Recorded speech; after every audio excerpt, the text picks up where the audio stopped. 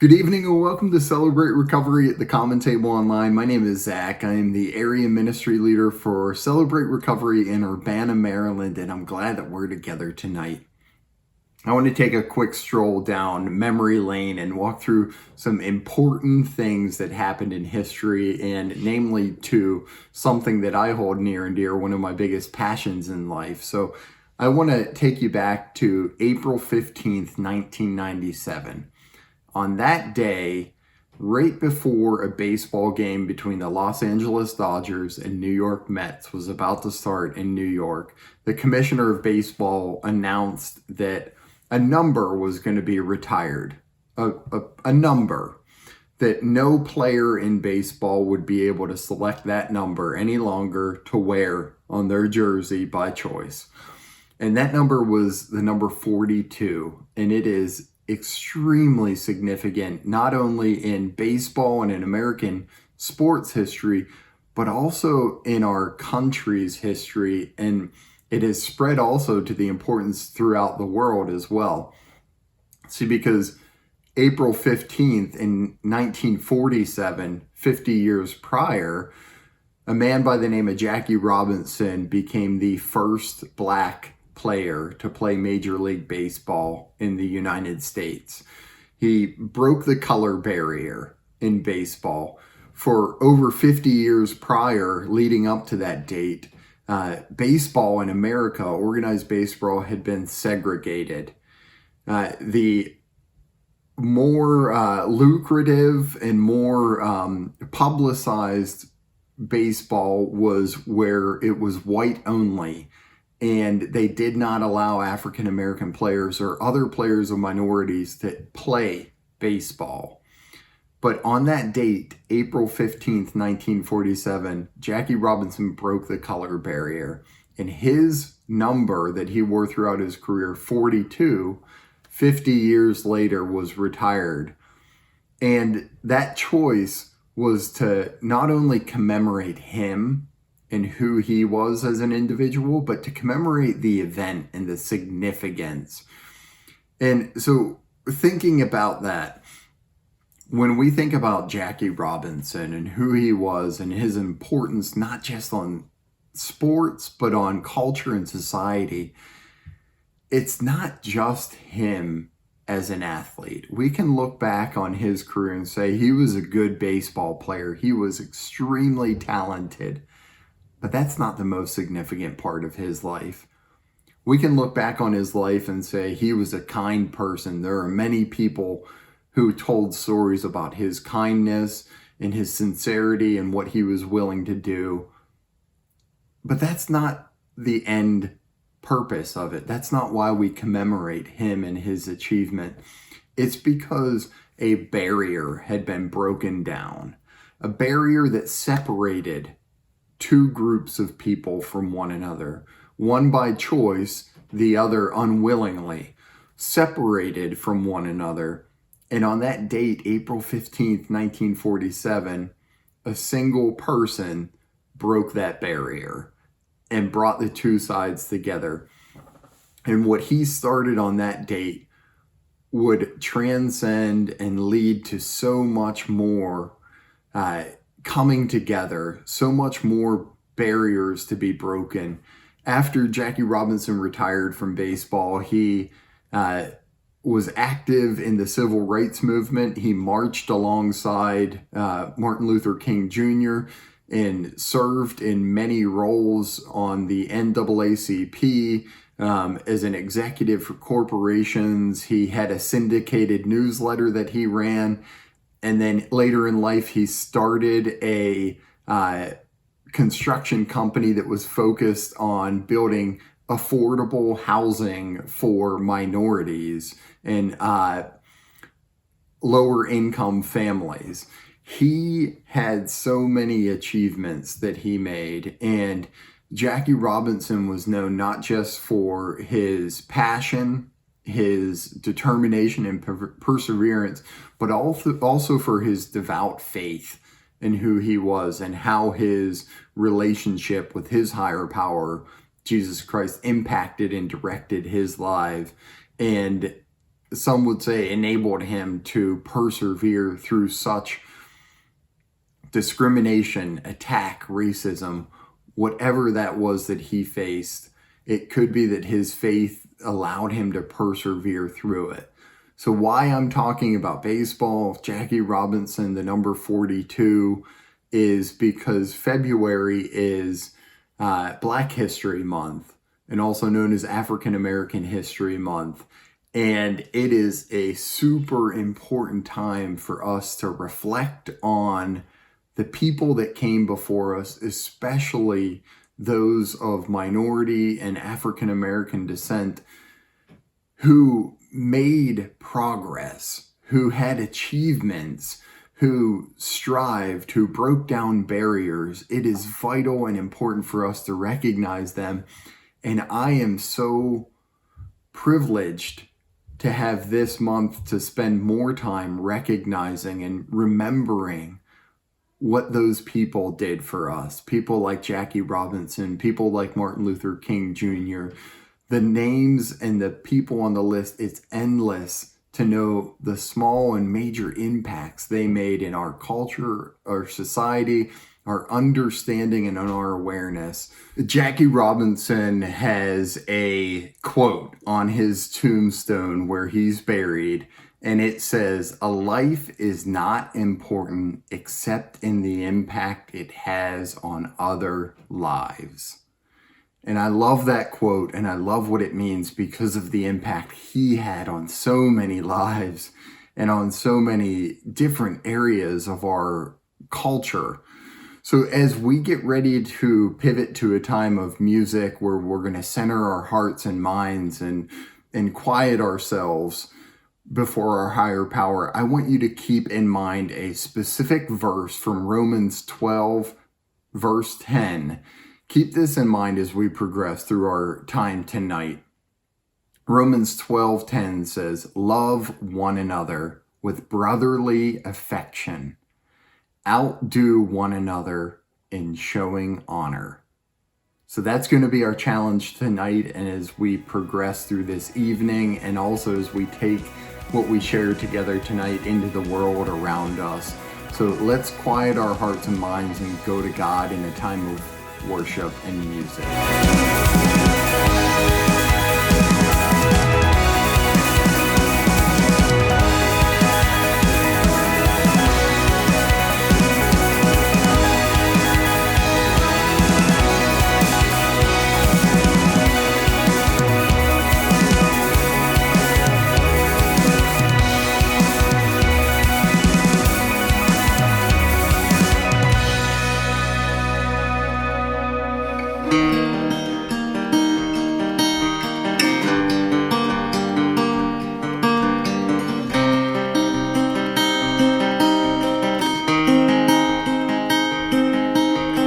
I keep fighting voices in my mind that say I'm not enough.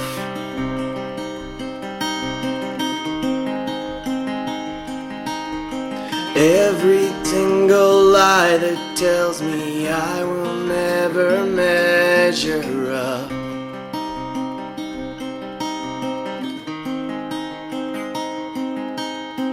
Am I more than just the sum of every high and every low?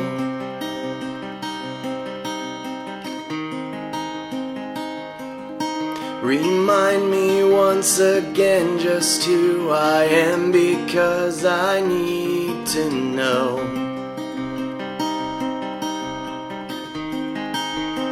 You say I am loved, I can't feel a thing. You say I am strong, and I think I am weak. You say I am held when I am falling short, when I don't belong. Oh, you say I am yours, and I believe. Oh, I believe what you say of me.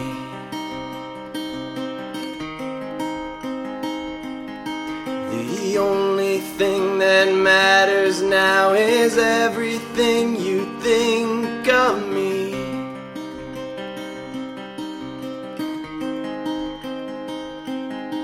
In you I find my worth, in you I find identity.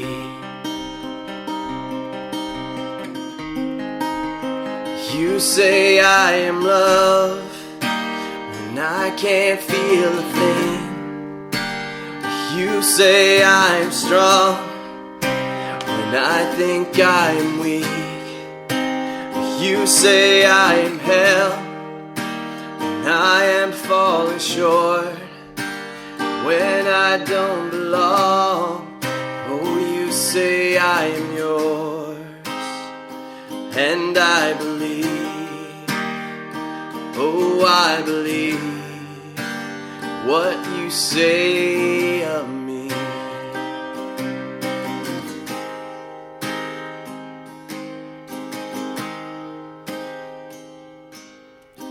Taking all I have and now I'm laying it at your feet.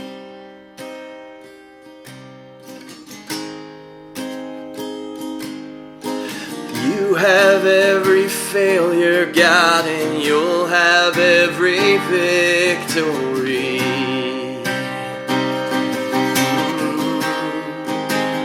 You say I am loved when I can't feel a thing. You say I am strong when I think I am weak. You say I am held when I am falling short, when I don't belong. Oh, you say I am yours, and I believe. Oh, I believe what you say of me. I believe. Oh, I believe. Yes, I believe what you say of me. Oh, I believe.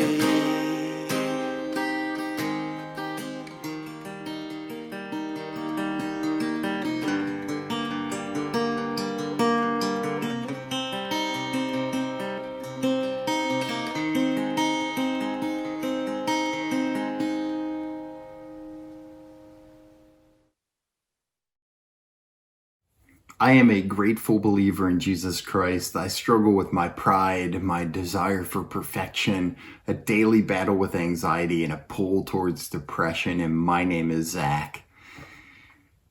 I spent a bit of time opening us up tonight and spending time commemorating one of what I believe is the most important people in the game that I love, baseball, and that's Jackie Robinson. I choose to have his jersey hung on the wall to commemorate him and to celebrate the things that he did, the ways that he was used by his higher power in his life. And I mentioned to you to keep in mind Romans chapter 12:10, where it says, love one another with brotherly affection, outdo one another in showing honor. So tonight, I'm going to continue on with what I was just talking about at the intro tonight, and that is showing honor, recognizing one another. We've been spending time progressing through inventories and confession and opening up about what's going on in our lives, and then also digging in about what the importance of making amends and what that means in our lives. And I want to take a quick pause tonight to focus on how important it is for us to recognize one another and how important it is for us to focus on the first word in the name of our ministry, and that is celebrate. Celebrate recovery. We both have a responsibility to celebrate our own progress and recovery, but we have a responsibility to celebrate the progress and recovery in others as well, and the people around us.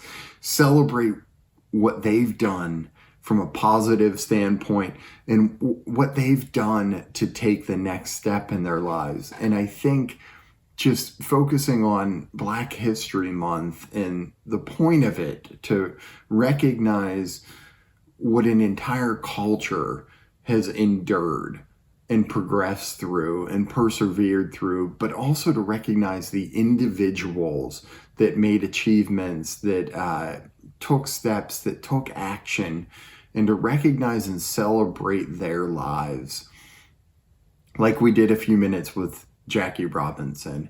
And so I want to read for you a quote, because on February 10th, 1976, this Black History Month became a thing. On February 10th, 1976, President Gerald Ford made a proclamation, and I'm going to read you a quote from his proclamation. The end of his quote, his proclamation says, "Seize the opportunity to honor the too often neglected accomplishments of Black Americans in every area of endeavor throughout our history. I urge my fellow citizens to join me in tribute to Black History Month and to the message of courage and perseverance it brings to us all." Because no matter who you are, what you've been through, where you are in life, we can look to our brothers and sisters who have shown courage, who have persevered, look at what they've done and find hope from them, find encouragement from them. Find somebody that's taken steps through such challenges and such adversity, and look at them and celebrate what they made it through, what they progressed through, what they endured, what they persevered. I think it's vital for us in our faith and in our recovery to do this. And especially in this month, in February, to do it for the Black community and celebrate Black History Month, no matter who you are. And I think it shows us parallels about what we're supposed to be doing as part of our faith and recovery journey. And that is to celebrate one another. Like it says in Romans 12:10, love one another with brotherly affection, outdo one another in showing honor. So I want to focus on that tonight, because I believe it's our duty to not only celebrate our own progress, like I said, in our own achievements and our own positive steps we've made, but also to celebrate the progress, the achievements, and the steps that the people around us have taken. And I believe that by lifting others up, we will be lifted up. I believe by encouraging one another, we will find encouragement. I believe by celebrating others, we will be able to celebrate better ourselves. And I believe that by loving others, we will better be able to love and to receive love and to be loved in return. Think about what it's like to have someone celebrate you, to recognize you when you do something well. I don't know about you, but at times I can feel quite uncomfortable when someone gives me recognition or when somebody celebrates something I've done. I've always felt a bit uncomfortable in those situations. I don't know quite how to respond to it. I don't feel like I can think of what I should be saying in return. Sometimes I don't feel like thank you is enough, but I don't know what else to say. And I think the insecure part of me wants to change the topic or divert the discussion. And I'm thinking, why is that? Why is it that I have this tendency to try and change things and not want to be lifted up?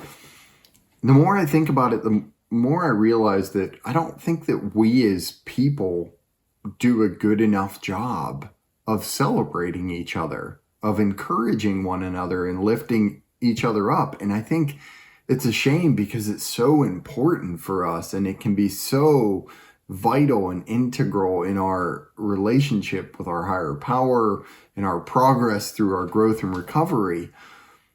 I don't think we do a good enough job of lifting one another up and at showing one another affection and at outdoing one another in showing honor. And so I think of Ecclesiastes, I think is where it is in scripture, where it talks about it's easy to fall down and be defeated if you're alone, but if there are two of you, it's easier to stand together and to pick one another up and lift one another up and encourage one another. And I think it ends with a 3-braided cord is not easily broken.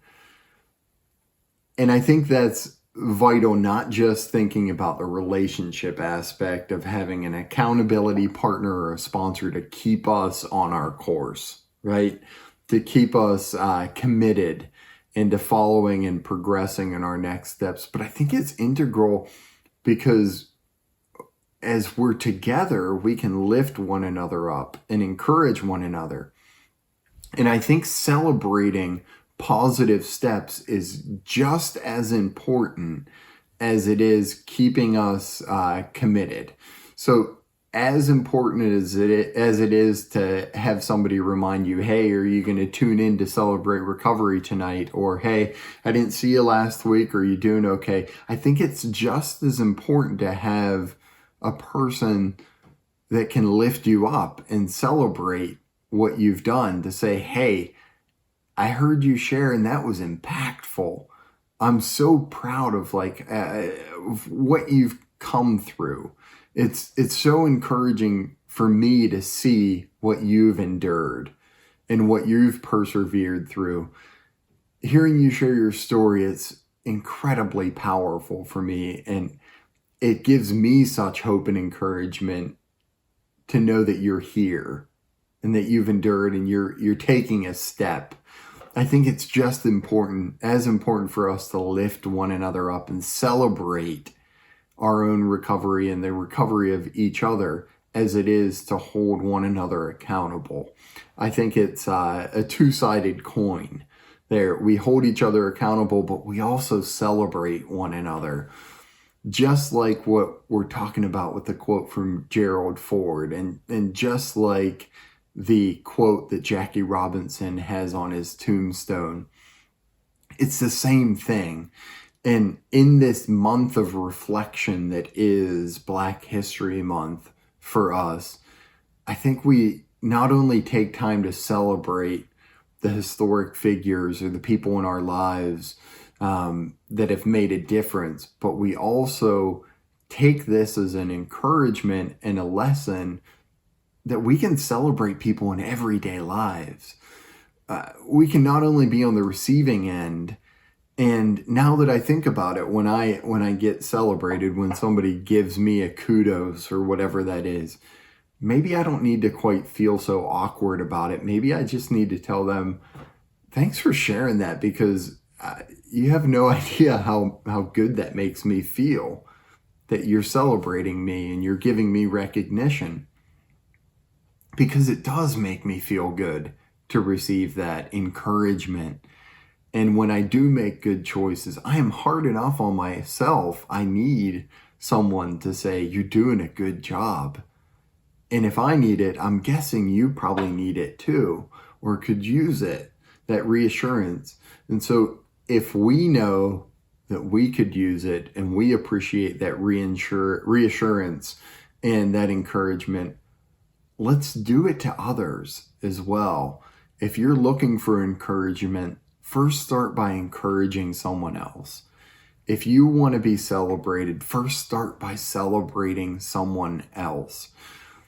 In 1 Thessalonians chapter 5, verse 11, it says, therefore, encourage one another and build one another up, just as you are doing. It's an instruction right there for us. And I've said it before, but in my wedding band, my ring, there's a scripture engraved on the inside. It's Proverbs 27:17, which says, as iron sharpens iron, so one sharpens another. And we can sharpen one another not just by giving each other support and accountability and being a sponsor for one another, but we can sharpen one another by encouraging us and encouraging one another so that we feel even more motivated and we have so much more confidence to take the next step.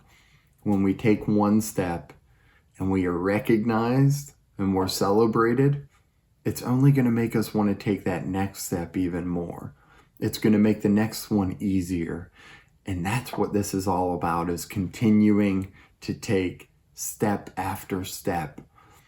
And our duty, I think, as a community, as a recovery community, as a faith community, is to celebrate each other, recognize each other as we take these positive steps, no matter how small they are, no matter how big they are. Let's celebrate one another. And so as we're getting ready to turn it over to Carol to lead us through the Serenity Prayer, I'm going to read for you once again that quote from Gerald Ford in his proclamation, February 10th, 1976.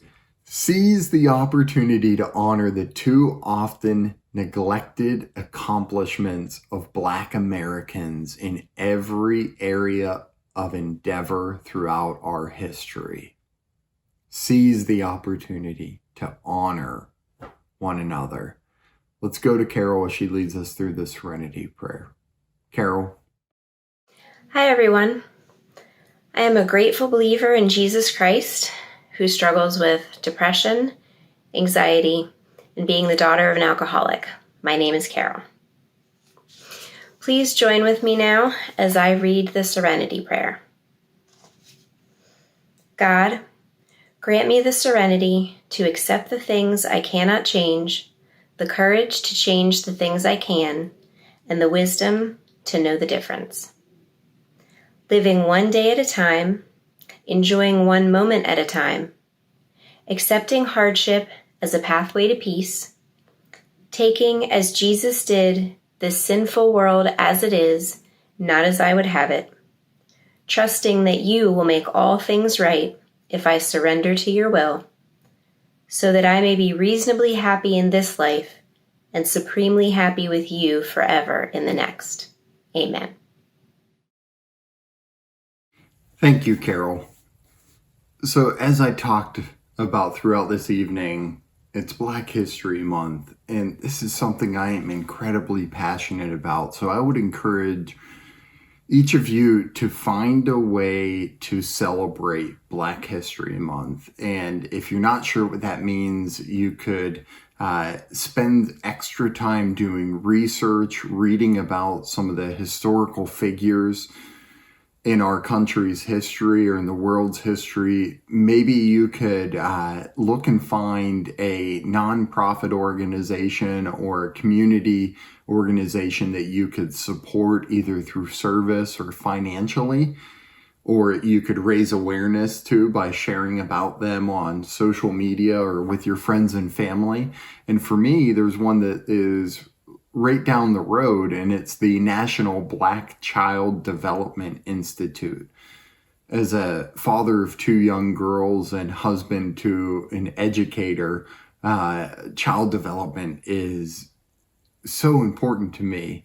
And so to find out that there's a national organization, a nonprofit organization just located down the road in Silver Spring, Maryland, the National Black Child Development Institute, I want to support them.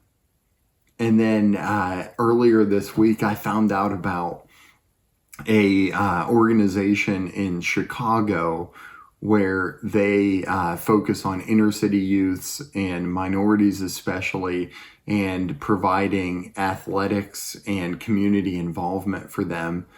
And there were a few individuals and one person in particular that was trying to raise funds so that he could take a group of Black young ball players to the Negro League Baseball Hall of Fame this summer. And quickly, a big part of my life is baseball, and so I quickly jumped all over it and wanted to support them in any way I could by sharing about it and supporting them financially. So find something like that that you can share about or support, either through your talents or your time or resources, whatever that may be. Read, research, take some time to celebrate Black History Month, and do that this month. And as we get ready to close, I'm going to read for you again that quote that's on Jackie Robinson's tombstone, where it says, "A life is not important except in the impact it has on other lives." So I want to encourage you to be an impact on the people around you, on the lives around you. Impact any life you can, impact any person you can. And especially as we celebrate Black History Month, do it through celebrating each other, through celebrating the progress, through celebrating the steps, the achievements that people around you have made. So as we get ready to pivot to a time of open share groups, I'll ask you 2 questions. Is there someone in your life that could use encouragement or that could be celebrated? And what is one way that you could celebrate someone in your life? Thank you for letting me share. Thanks for joining together tonight. Celebrate Black History Month. Celebrate each other. Go with God. Go in peace. Be an impact on those around you.